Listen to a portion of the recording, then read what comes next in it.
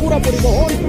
এই সাকুরা পরিবহনকে বরিশালে বলা হয় বুলেট, রকেট, বোমা, কোপা শামসু, বাউলিবাজি, অস্থির কোপা। কথা কি ক্লিয়ার না ভেজাল আছে? যত নাম আছে ঢাকা বরিশাল মহাসড়কের মধ্যে স্পিডের দিক থেকে সবার আগে কিন্তু রয়েছে এই সাকুরা পরিবহনের নাম।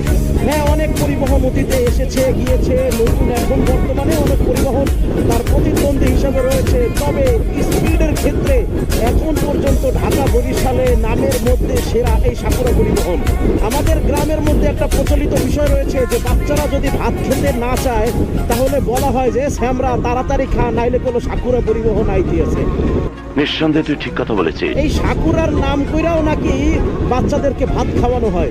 তো যাই হোক, আজ আমি আপনাদেরকে দেখাচ্ছি সাকুরা পরিবহনের ড্রাইভিং। একটা সিঙ্গেল রোডে, জাস্ট ছোট একটা সিঙ্গেল রোডে কত চমৎকারভাবে বাসটা ড্রাইভিং করে সেটাই আমি আপনাদের সামনে তুলে ধরবো।